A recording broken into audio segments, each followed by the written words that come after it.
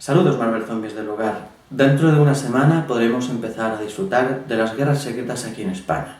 He recibido un aluvión de peticiones a través de Twitter, a través del correo, que ya os recuerdo que es agentofmarvel616@gmail.com. Podéis enviarme vuestras consultas, vuestras críticas, reseñas, cualquier cosa que se os ocurra, porque confeccionaré una sección especial para vosotros.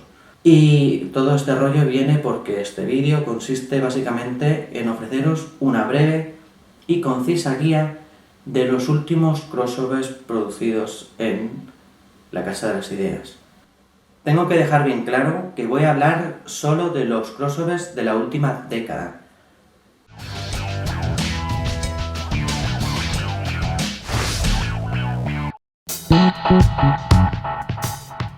La palabra crossover puede despertar dos tipos de emociones entre el fandom. Por un lado, la emoción, porque cuando llega un crossover actualmente es que significa que van a ocurrir cosas. Pero por otra parte también despierta el terror más infundado. Y es que es normal, porque un crossover significa volverse loco, perderse algún número y no saber por dónde tirar, y sobre todo si el lector es neófito, porque el lector más veterano ya sabe que los crossovers siempre juegan con las mismas reglas y yo os voy a intentar explicar cuáles son estas reglas. Por un lado tenemos los crossovers, que también se dividen en distintos tipos. Tenemos los crossovers mega eventuales que ocurren una vez al año y que implican a la plana mayor de series regulares o especiales, y siempre pasa algo determinante que mueve el siguiente estadio lo que está ocurriendo en el universo de ficción. Y luego tenemos los crossovers que están repartidos entre las distintas franquicias, que son las series regulares, se reúnen entre ellas y pasan cosas y hay relanzamientos y demás. Porque al fin y al cabo lo que implica un crossover son los relanzamientos y el momento de coyuntura que permite que los lectores se sumen al carro cuanto antes, o no. Luego tenemos que los crossovers siempre se componen de una miniserie central, que suelen ser más de media docena de capítulos. Siempre está guionizada por un guionista de puntero y un dibujante de última jornada, lo mejor que tiene la editorial. Y esa miniserie central siempre se viene acompañada por los temidos tie-ins. Los tie-ins hay dos tipos. Están las series regulares, que por aquel entonces se ven obligadas a mostrar los efectos inmediatos de lo que está ocurriendo en la serie central, y están los tie-ins, que son los que salen para vender más, que serían aquellos más prescindibles, porque al fin y al cabo un crossover, con solo leerse la parte central, la miniserie central, ya es más que suficiente.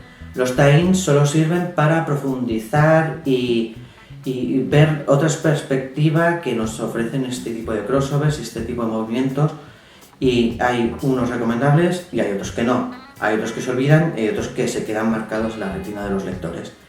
Y básicamente es eso. Con esto entre manos ya podemos empezar a analizar los últimos crossovers de Marvel. El primer crossover de la Marvel del siglo XXI fue Secret War en singular, no confundir con la Secret War en plural.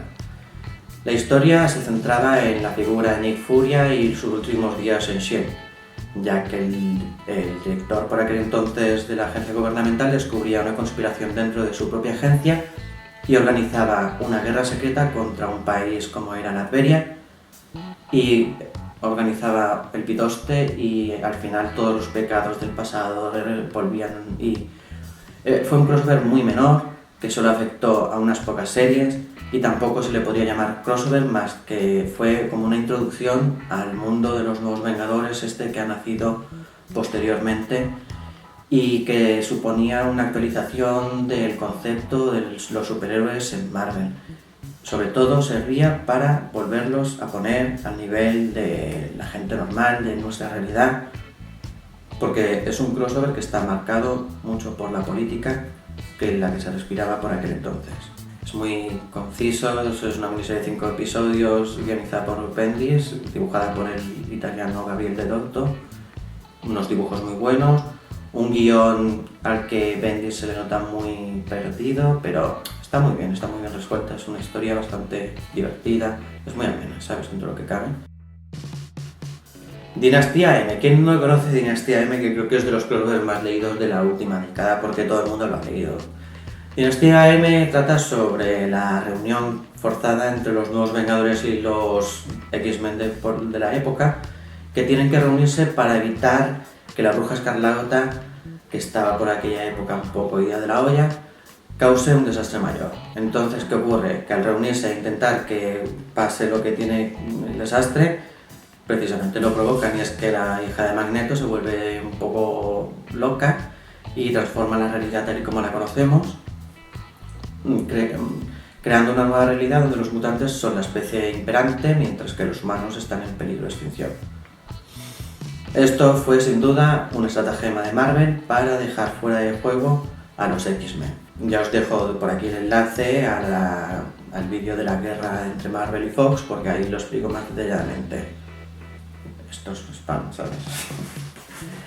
La miniserie central se compuso de 8 episodios, escrito por Bendis, el nuevo niño mimado de Marvel, y dibujados por el excelente Oliver Coipel. Yo creo que lo mejor de esta serie son los espectaculares dibujos, porque nos transportan a un mundo donde los personajes transpiran y viven, y está muy bien y es muy dinámica. Tiene mucha acción, y ya os digo que este crossover fue el primero que se hizo después de mucho tiempo, y todos los tie-ins que tiene son completamente nefastos, porque solo se dedican, es una forma que Marvel en aquel entonces no tenía muy bien planificado este tipo de eventos, y la mayor parte de ellos son infumables, salvo por la parte de los mutantes, que son los que realmente bebieron las repercusiones. El resto es pura morralla. Es más, el único tie-in que recuerdo es el de Spider-Man, sin más. Hablar de Civil War a día de hoy es como hablar de la Biblia o algún tipo de libro como Harry Potter, que todo el mundo lo ha leído, sí o sí, porque es uno de los más apetecibles, de los más interesantes o uno de los más atractivos que hizo Marvel, y es que no es para menos. Que no sepa de qué va, tras una catástrofe de proporciones épicas, el gobierno de Estados Unidos promueve una ley para que los superhéroes se registren. Por supuesto, esto crea una cisma entre la sociedad superheroica, lo que se traduce en que Iron Man esté a favor del bando que ha de respetar la ley, mientras que el Capitán América defiende la libertad de todos los seres y de todos los héroes implicados. Entonces decide pues ir contra los cerdos capitalistas, ¿no? Porque al fin y al cabo, si extraemos la lectura de la serie, aquí encontramos que tienen mucho más por donde cogerla, no solo las batallitas que se producen. Pero este fue el gran crossover de la Marvel del siglo XXI. Nos encontramos con la miniserie central, con Mark Millar a los guiones, Steve McNiven a los dibujos, muy espectacular, imprimida con un toque muy cinematográfico, y ya hemos visto que es perfecta para la adaptación próximamente. En el 2016 Capitán América Civil War precisamente se sentará en esta miniserie que no ha dejado ni dejará indiferente a nadie. A pesar de sus consecuencias y demás, nos encontramos que aquí los tie-ins son bastante lamentables, si no es que fueran las series regulares implicadas por aquel entonces, como Spider-Man, Los Cuatro Fantásticos, Capitán América. Todas las series regulares de por aquel entonces se vieron salpicadas por este crossover, y vimos a los personajes principales abordar el asunto desde su perspectiva.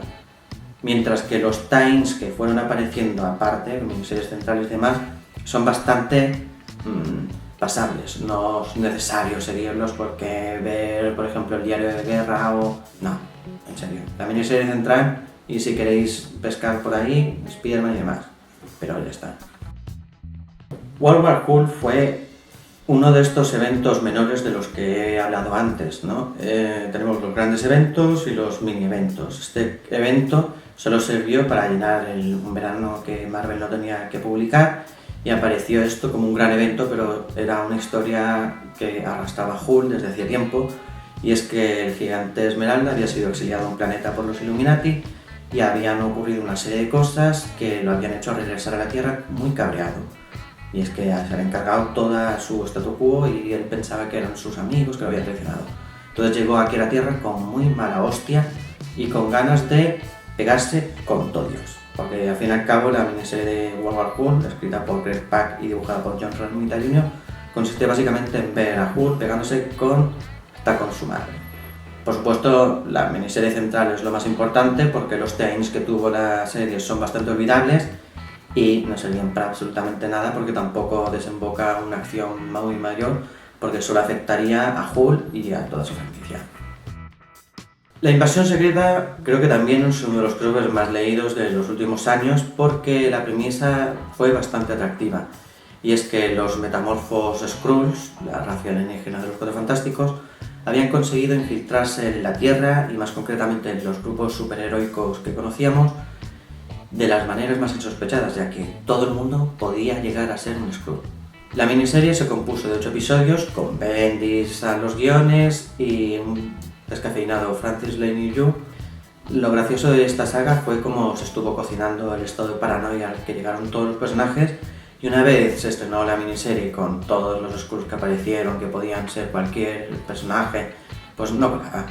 Entonces nos encontramos con un crossover que la miniserie central es lo más importante, no hay ningún tie-in a destacar, salvo alguna miniserie especial que aparecía, pero es solo por puro concretismo, porque nadie tuvo mayor repercusión que lo que vino después. Que lo que vino después fue el Reinado Oscuro, y eso sí que fue mejor que el crossover de la Invasión Secreta. Con Aserion nos encontramos con un verdadero punto de inflexión, y es que fue un crossover premeditado y hecho a correprisas simplemente porque Disney acababa de comprar Marvel. Y entonces los grandes directivos necesitaban encontrar la casa barrida y bien recogida para empezar a explotar sus licencias como se merecían, o al menos como ellos creían que se merecían. Y entonces a Aserion nos encontramos con una miniserie de 4 episodios, con Bendis y Coipen, un tándem que ha repetido más de una ocasión y por algo será. Nos encontramos con una historia donde Norman Osborn, ya como capitoste de S.H.I.E.L.D. o Gobernador de Hammer, se levanta la cabeza y decide invadir Asgard, tratándola como si fuera un territorio enemigo. Pues lo que pasa es que su reinado de terror acaba, regresan el Capitán América, Thor, el Triunvirato, y todo vuelve a ser más colorido. El landscape que quedó después fue Disney puro y fue como un reinicio, entre comillas, porque todas las colecciones vengativas de por aquel entonces se volvieron a renumerar. No hay ningún tie-in a destacar salvo el de Thor, o ya está. Miedo Encarnados fue el primer crossover de Disney al uso, y eso se notó porque fue más que nada una imposición editorial que vino desde las altas esferas, porque Miedo Encarnado no iba a ser un crossover multitudinario que afectara a toda la editorial, sino que era un crossover entre Thor y el Capitán América, que en aquel año iban a estrenar sus respectivas películas.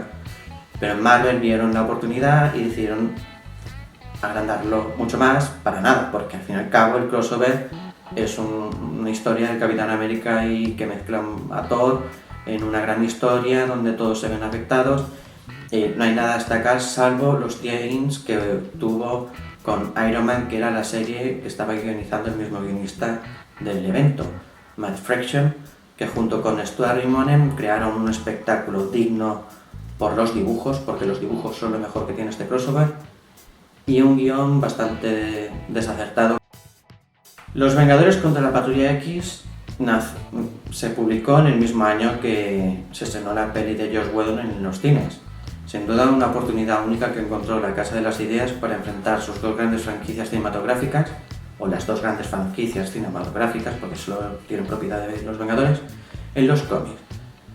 Y fue una miniserie de 12 episodios repartidos a 4 manos entre los guionistas y dibujantes, y es muy espectacular, muy importante, tiene muchas, porque hay que pensar en ella como el clímax definitivo que estuvimos presenciando desde Dinastía M, ya que aquí los guionistas intentaron cerrar todas las tramas que quedaron abiertas, con la llegada del Fénix, con los Vengadores enfrentados a la Patrulla X, y estuvo muy bien. Los times más importantes se ocurren en las series regulares de cada respectiva franquicia. Tenemos a los X-Men por un lado y a los Vengadores por su lado. Y son importantes porque ahondan mucho en las motivaciones, mientras que en la miniserie central tampoco encontramos las batallas. porque es donde se produce la acción, donde se desarrolla, donde pasan las cosas, mientras que las batallas las dejaron para especiales, miniseries y demás sacacuartos, porque esos son los crossovers. La era de Ultron se llevaba planificando desde que Bendis relanzó la serie tras asedio. Los Vengadores contra la Patrulla X supuestamente apareció de imprevisto y se adelantó al calendario porque con la era de Ultron se pretendía hacer algo que muchos sospechamos que se trataba de un reboot. Y es que en DC, en la distinguida competencia, yo creo que se dieron cuenta de lo que pretendía Marvel y rápidamente empezaron a trabajar en Flashpoint y en su particular reinicio, ya que la era de Ultron, cuando apareció en la época post-Marvel Now, se notaba que las repercusiones que podía haber tenido esta miniserie de 10 episodios, que son largos, no estuvieron muy bien aprovechadas porque la única repercusión que hubo fue retratada en la línea Ultimate, donde llegó Galactus, la llegada de Ángela y poco más. Nos encontramos con un presente ya post-apocalíptico, donde Ultron ha invadido la Tierra y los últimos héroes que quedan en ella deciden viajar al futuro para enfrentarse a la amenaza de Ultron, mientras que Lobezno decide viajar al pasado para cargarse al creador de Ultron, Hank Pym. La historia, claro, desentraña muchas paradojas temporales y es una miniserie muy densa y un homenaje a Días del Futuro Pasado, pero mal hecho. Porque al fin y al cabo lo que acaba pasando al final es lo que tendría que haber pasado con DC. O sea, era un reinicio, pero Marvel al final tiraron para atrás y se quedó en una saga pues muy simpática, donde los Titans no hay ninguno destacable y la miniserie central de ir por separado y ya está. En serio, no es necesario dar mucho más porque es que no pasa nada. Tras la debacle y decepcionante era Ultron, nos llegaría Pecado Original, un gran crossover que nos venderían como uno de los mayores. La premisa de la miniserie de 8 episodios guionizada por Jason Aaron y dibujada por Mike Deodato Jr. trata sobre la muerte del Vigilante. Vigilante es un ser que aparecía en los Cuatro Fantásticos y que se fue multiplicando su presencia, ya que se convirtió en el testigo de los grandes acontecimientos del universo Marvel. Entonces, en todos los acontecimientos aparecía un Calborota que se dedicaba a observar lo que estaba pasando en aquel entonces, que era determinante por el devenir del universo. La muerte de este personaje, que se creía inmortal, desemboca a una investigación y a una historia del género negro que desentona bastante con los personajes elegidos por el autor y cuyas consecuencias son bastante lamentables, al igual que los 8 episodios desaprovechados que nos intentan vender aquí, ya que es muy olvidable todo lo que ocurre en ella y solo sirve para sacar del escenario al Vigilante, que la propiedad la tenía Cobb, y colocar a Nick Furia de toda la vida en una posición por la que muchos todavía han abandonado los cómics y no han vuelto por ello. No hay teams destacables, salvo las colecciones regulares que se vieron afectadas y las que supieron aprovechar bien la coyuntura y explorar un poco el pasado de los personajes y demás. Axis entraría dentro de lo peor que ha concebido Marvel en los últimos años, junto con Pecado Original y la Era de Ultron, porque es malo a rabiar si lo vemos como un crossover, porque al fin y al cabo era la consumación de los planes que estaba llevando a cabo Rick Remender en su colección de los Imposibles Vengadores. La historia trata sobre Cráneo Rojo, un clon de Cráneo Rojo, porque el original está muerto. Con la mente de Charles Xavier consigue entrar a los recuerdos de Onslaught, que es un gran personaje de los 90 que causó mucho furor y mucha destrucción, y decide pues volver loco a todo Dios. Es que es un crossover que no merece la pena porque ni las consecuencias son creíbles ni tiene mucha acción.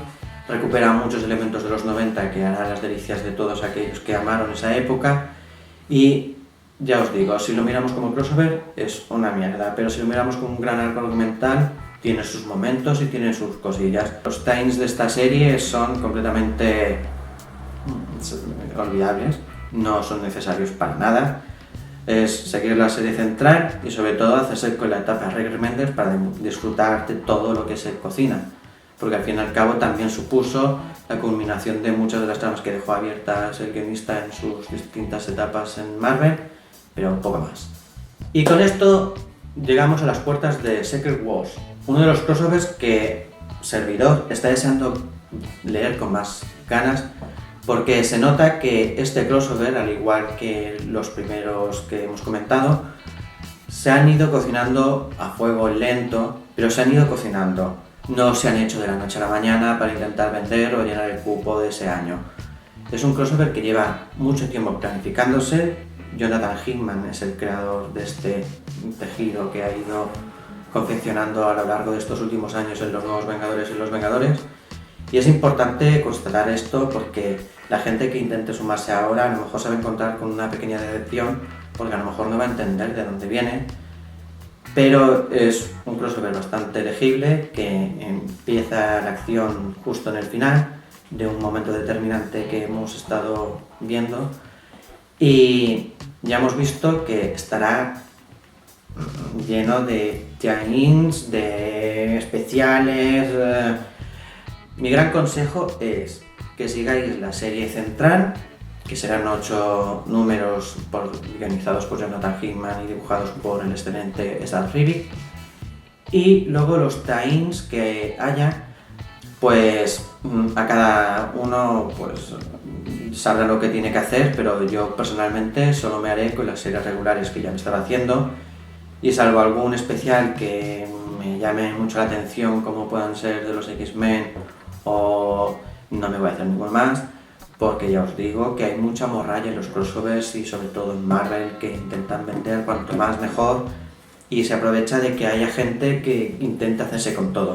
Y ya os digo que esto no es como Pokémon, que no hace falta hacerse con todo para disfrutar. Con solo hacerse la miniserie central, y si dentro de la miniserie central te gusta alguna trama o algo, pues ya explorarás.